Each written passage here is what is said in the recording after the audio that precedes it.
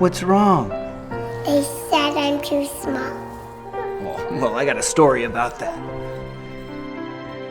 All right, gather round, kids. Let me tell you a story about being too small.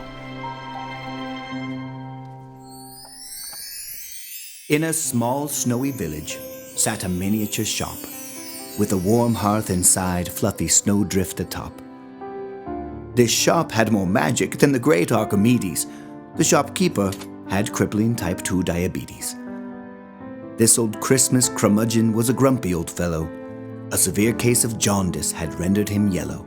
Some called him a Grinch, a real bah humbug, side effects from hyperlipidemia drugs.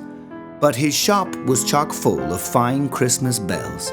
And of course, you may ask, is that all that he sells? Yes, he had but one passion, one hobby, one joy: to sell jingle bells. Not candy, not toys. And each of these bells hoped that they'd find a home, for none of them wished to spend Christmas alone. They practiced all year to be a bell that would sell, for not to be picked would be pure jingle hell. This Christmas shop opened for only 1 week, and townsfolk would flock to get a magical peek, for on all the displays and upon all the shelves were giant, large, medium, and small jingle bells. The large ones were loud, like great church bells they rang.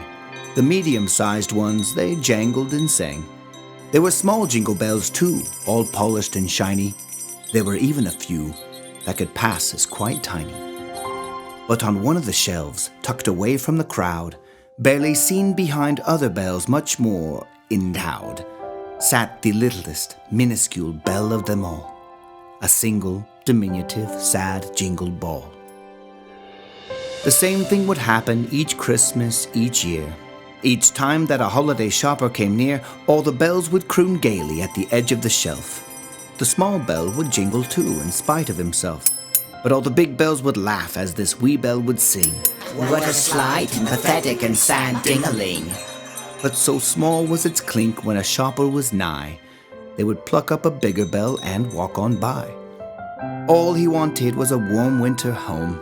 He hated spending Christmas Day all alone. He imagined himself on a wreath or a tree. Perhaps on a gay Yuletide sweater he'd be. He hoped a kind customer would hear his song, but they laughed at his ding and his miniature dong. Well, 'twas Christmas Eve night, and all that remained was this young tiny bell feeling so very drained. He had jingled, he had jangled, he had clinked, he had shook. Now the littlest jingle bell lie there forsook. The shopkeeper looked at him and gave a great sigh.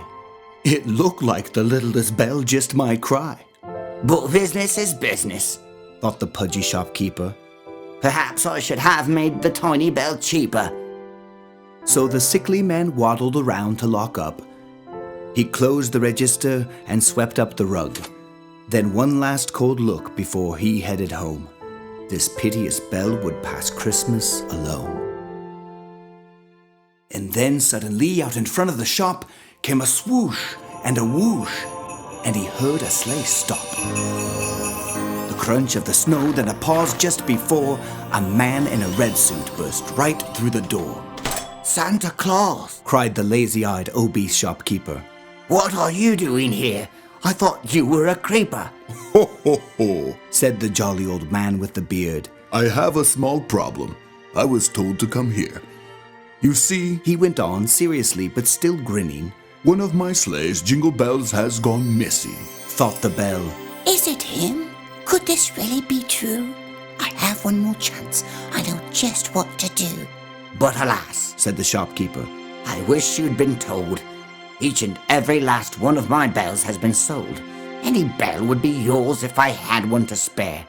But as you can see, all the bell shelves are bare." "Is that so?" Santa said as he began to think. And in that exact moment, he heard a small clink. "What was that?" asked the jolly old man in the suit. "Methinks I heard a bell, and a small one to boot." Yes, the teeniest, tiniest, merriest chime was coming from atop the shelf just in time.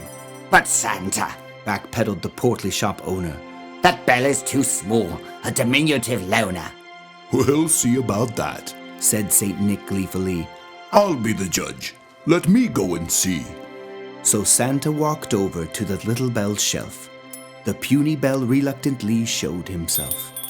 Then jingling his mightiest, merriest jingle, the small bell leapt nimbly upon Santa's finger.